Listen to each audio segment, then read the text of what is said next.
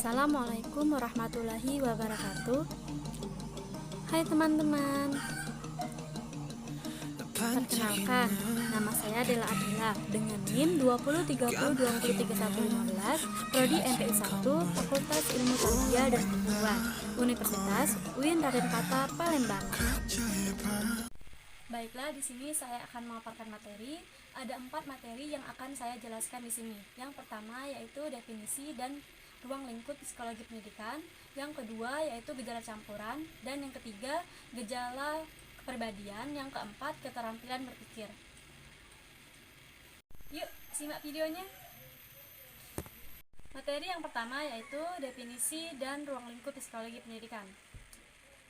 Yang pertama yaitu pengertian psikologi pendidikan. Psikologi yang dalam istilah lama disebut ilmu jiwa itu berasal dari kata bahasa Inggris psikologi. Kata psikologi merupakan 2 akar kata yang bersumber dari kata Grek atau Yunani, yaitu 1. Psiki yang berarti jiwa, atau 2. Logos yang berarti ilmu. Jadi secara harfiah psikologi memang berarti ilmu jiwa. Psikologi pendidikan adalah sebuah disiplin psikologi yang menyelidiki masalah psikologis yang terjadi dalam dunia pendidikan. Sedangkan menurut Ensiklopedia Amerika, psikologi merupakan ilmu yang lebih berprinsip dalam proses pengajaran yang terlibat dengan penemuan-penemuan dan menerapkan prinsip-prinsip yang terjadi dan untuk meningkatkan efisiensi di dalam pendidikan.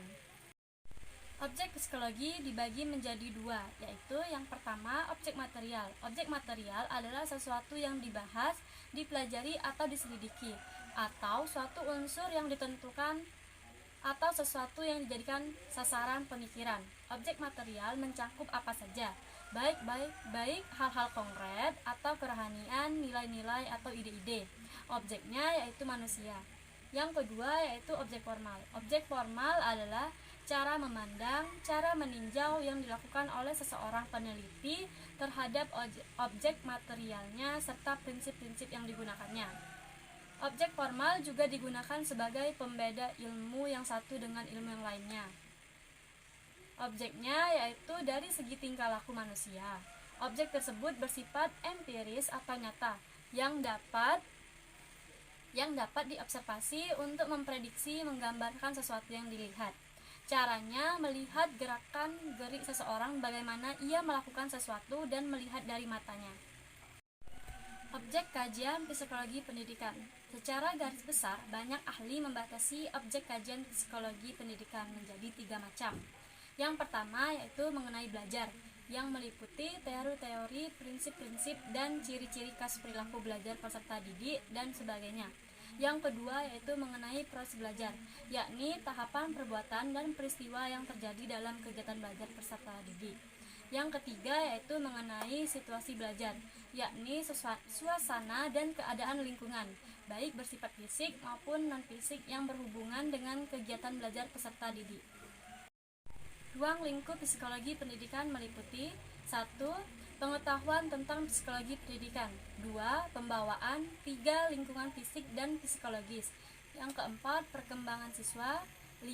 Proses-proses tingkah laku. 6. Hakikat dan ruang lingkup belajar. 7. Faktor yang mempengaruhi belajar. 8. Hukum dan teori belajar. 9. Pengukuran pendidikan. 10. Aspek praktis pengukuran pendidikan. 11. Transfer belajar. 12. Ilmu statistik dasar. 13. Kesehatan mental. 14. Pendidikan membentuk wajah atau kepribadian. 15. Kurikulum pendidikan sekolah dasar. 16. Kurikulum pendidikan sekolah menengah. Materi yang berikutnya yaitu gejala campuran. Pengertian sugesti. Sugesti ialah pengaruh atas jiwa atau perbuatan seorang sehingga pikiran, perasaan, dan kemampuannya terpengaruh, dan dengan begitu orang mengakui atau meyakini apa yang dikehendaki daripadanya. Karena ada pengaruh itu perasaan yang dikehendaki padanya. Karena adanya pengaruh itu, perasaan dan kemauan sendiri sedikit banyak untuk dikesampingkan pikiran sendiri untuk tidak dipergunakan. Jadi inti dari sugesti ialah didesakkannya suatu keyakinan kepada seseorang yang diterimanya mentah-mentah tanpa pertimbangan yang dalam, atau dengan kata lain, kalau pikiran-pikiran atau tanggapan-tanggapan yang tertentu banyak sedikitnya diterima atau dikritik atau pikiran oleh seseorang, maka pengaruh jiwa itu dinamakan sugesti. Tetapi karena pengaruh sugesti sendiri seolah-olah dia orang yang sedang sakit, tingkah lakunya seperti orang sakit, hal yang tidak lain autosugesti. Pengertian kepribadian. Kepribadian adalah karakteristik psikologi seseorang yang menentukan dan merefleksikan bagaimana seseorang merespon lingkungannya. Beberapa definisi kepribadian menurut para ahli sosiologi antara lain sebagai berikut. Yang pertama yaitu Gordon W. Allport. Menurutnya, pengertian kepribadian adalah organisasi sistem jiwa raga yang dinamis dalam diri individu yang menentukan penyesuaian dirinya yang unik terhadap lingkungannya. Yang kedua yaitu M.A.W. Brower. Pengertian kepribadian menurut M.A.W. Brower adalah corak tingkah laku sosial yang terdiri dari corak kekuatan, dorongan, keinginan, opini, dan sikap-sikap seseorang. Yang ketiga yaitu Theodore M. Newcomb. Menurut Theodore M. Newcomb, bahwa pengertian kepribadian adalah organisasi sikap-sikap yang dimiliki seseorang sebagai latar belakang pemiliknya.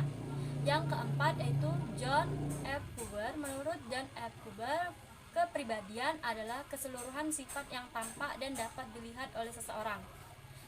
Yang kelima yaitu J. Melton Yinger. Kepribadian adalah keseluruhan perilaku seseorang individu dengan sistem kecenderungan tertentu dengan berinteraksi dengan serangkaian situasi. Sifat-sifat kepribadian. 1. Ketulusan. 2. Rendah hati. 3. Kesetiaan. 4. Bersikap positif. 5. Keceriaan. 6. Bertanggung jawab. 7. Kepercayaan diri. 8. Kebesaran jiwa. 9. Easygoing. 10. Empati. Aspek-aspek kepribadian. Menurut Abin Syamsuddin 2003 yang mengemukakan mengenai aspek-aspek kepribadian yaitu sebagai berikut. Yang pertama yaitu karakter, yang kedua temperamen, 3 sikap, 4 stabilitas emosi, 5 responsibilitas atau tanggung jawab, keenam sosiabilitas. Yang berikutnya yaitu ciri-ciri kepribadian. Yang pertama yaitu ciri-ciri kepribadian sehat. Yang kedua, ciri-ciri kepribadian yang tidak sehat. Faktor-faktor penentu kepribadian. Yang pertama yaitu faktor keturunan. Yang kedua, faktor lingkungan. Yang ketiga, faktor kondisi situasional. Materi yang berikutnya yaitu keterampilan berpikir. Definisi keterampilan berpikir. Berpikir adalah meletakkan hubungan antara pengetahuan. Berpikir merupakan proses yang dapat dialektis, artinya selama kita berpikir, pikiran kita dalam keadaan tanya jawab untuk melakukan hubungan pengetahuan kita. Dalam berpikir, kita memerlukan alat, yaitu akal. Hasil berpikir itu dapat diwujudkan dengan bahasa. Adapun hubungan-hubungan yang terjadi dalam proses berpikir meliputi 1. Hubungan sebab akibat, 2. Hubungan tempat, 3. Hubungan waktu, yang keempat hubungan perbandingan. Program pengembangan keterampilan berpikir. 1.